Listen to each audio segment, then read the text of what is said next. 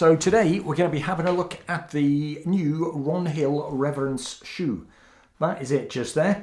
So pretty muddy at the moment because I've been out in them running in different conditions, mostly either wet, hilly, muddy conditions or hilly, wet, stony. Wet? Was it always wet? No, I think there was a couple of days where it was dry. But they are covered in mud and they've had a good test. So I've got a video coming up with different clips of footage of me talking about some of the features as I'm running in them, so you can actually get an idea as to what I'm feeling live, if that makes sense, as I'm actually running. And we'll have a look at some of the other features here in the cave.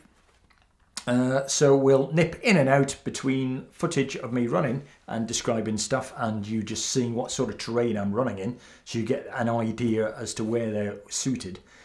And we'll nip back into the cave and run over some of these specific technical features. So just touching on a couple of things to start with.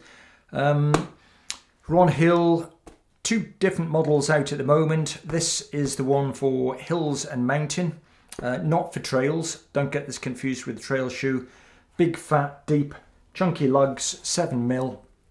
So they prefer being off the trail on some steeper, muddier terrain. That's where they're happier. 7mm, 28mm in the heel and 23mm in the forefoot, giving it 5mm drop. Okay, let's have a look at some clips. Right, shiny shoes, but not for long. So the first run, went up a hill, a place called Canusi, which is pretty local to me, and a hill called Craigbeg. So this is pretty much a dry trail, loose gravelly bits, plenty of up and down with some dry rock. So it's given me a good idea as to how the fit was going to be. Did actually test out my toe protection on a particular rock here as I banged my toe right into it. So the toe bumper definitely works, which is always a bonus. Okay, let's get some more stats. So the sole are using a Michelin rubber. Apparently it's an outdoor compound extreme 3 type of rubber. What the heck does that mean? I haven't got a clue. It's a sticky rubber. It grips well.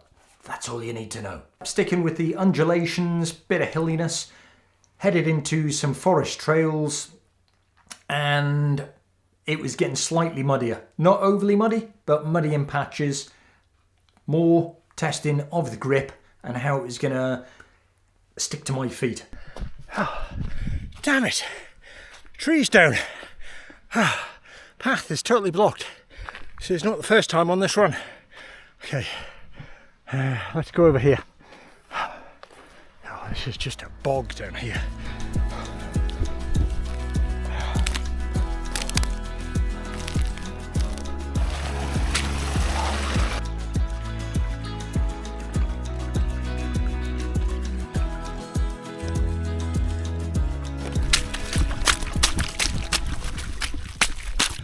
That's me out on my 4th run in these Ronhill shoes. So yeah, so today's run are purposely picked a hilly, boggy, super slippy, muddy hill to do, which is, it's not very far, it's about 3.5k to the top, with about 300 meters on the way up. It was chucking it down yesterday, absolute downpours. So I thought today it's an ideal day to get out and test the grip on these new shoes.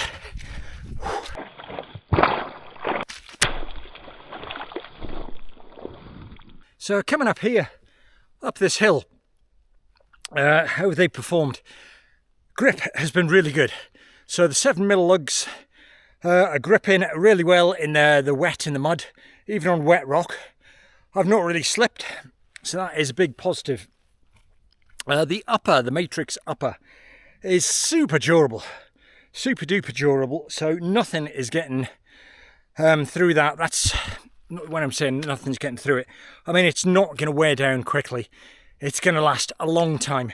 One thing I've noticed with the Matryx upper is on my last run, my 3rd run, I found that the upper it's pretty stiff. I'm noticing it a bit less today, but it was stiff and it actually caused a red section on the top of my foot. I have heard from somebody else that they had to kind of wear them in, soften the Matryx fabric up by getting a few runs in there, making sure you get them nice and wet and just running them in. So this is, as I say, my 4th run, and that stiffness seems to have gone away. I've not gone for a particularly long run today, so whether or not that would actually reoccur if I was out for longer, time will tell, but I'll go out for a longer run on my next run and see if there's any difference there. Okay, let's get back to it.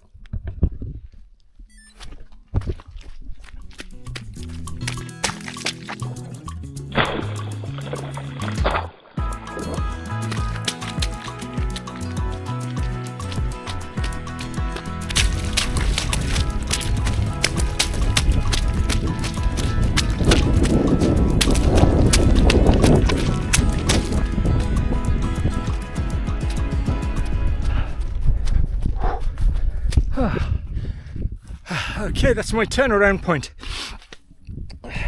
So, feet soaking wet. Feet soaking wet. Pause the watch. Bit chilly up here. Was warmer coming up the hill, but now I'm up to the top. Slight chill.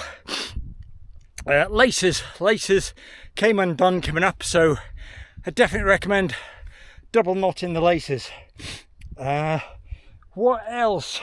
Fit's been really good. My foot's not been slopping about inside the shoe. Heel hold's been nice. There's been enough width in my forefoot. It's not slopping about, but it's not too tight either, which is good. Toe bumper is pretty robust. I did crack my toe on another run, and my toes were okay, so toe bumper definitely does the job as well. Other features: laces wrap round on the top of your foot nicely, and the way they do that does give good midfoot hold. Not overly cushioned, but they're not going to be an overly cushioned shoe because it's designed for more hill or mountain rather than trail. So this is not a trail shoe. This is more for softer ground, muddier, more technical ground. So there is some cushioning in there, but not a maximal cushioned shoe. Definitely not for hard packed trails. Copes okay on hard packed trails, but it wants to run on the stuff I've just been running on just now.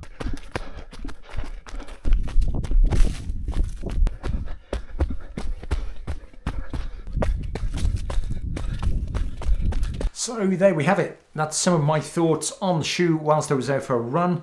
Let's do a summary and wrap this up. A couple more features. So the midsole is a Duo Pro midsole, which is a dual density EVA midsole. God, a minute, that's quite hard to remember and say. That's the midsole. The heel counter. The heel counter itself, it's got a nice suede feel to it, which is pretty plush. It's quite comfortable when you wear it. Grips nicely, no heel movement for myself at all. So it's nice having that suede feel around there. Other features, a few reflective bits on the back there, possibly somewhere else, I don't know. I think it's just on the back. Price of the shoe, £135, so decent price point. So, oh wait, let's have a look. I've got some scales here. They're not light. This thing is not a light shoe. So let's have a look. This is a UK size 11. It does have a bit of mud on there, which may be a few grams, not many. Weight, drum roll, 382 grams. Okay, that's not light. It's not light because it's super protective. So I think the extra weight is just coming from a combination of everything.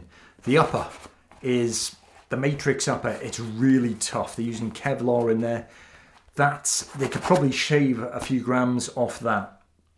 The rubber, Michelin rubber itself, I'm guessing they could make that a little bit lighter.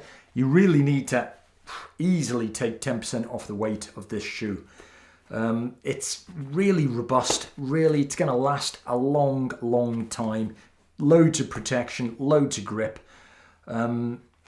It's not light and nimble though. So I think for Ronhill, their version 2 of this, whenever that eventually comes out, if they could make it a little bit lighter, that would be a big bonus. That maybe change the laces so that they stay tied. That would be good. But the fit overall, with the wraparound lacing system, that fits really nice. Loads of protection, as I say, great grip. So it's good to see Ronhill coming into the shoe market. It's their first shoe. They did bring out a shoe in the 80s, but we'll not count that. We'll just stick to the modern era. So their first shoe, along with the other one that they've got out, which I think is called the Freedom, a bit more of a trail shoe, that one. Nice to see them entering the shoe market. How will they cope with the likes of all the other brands out there?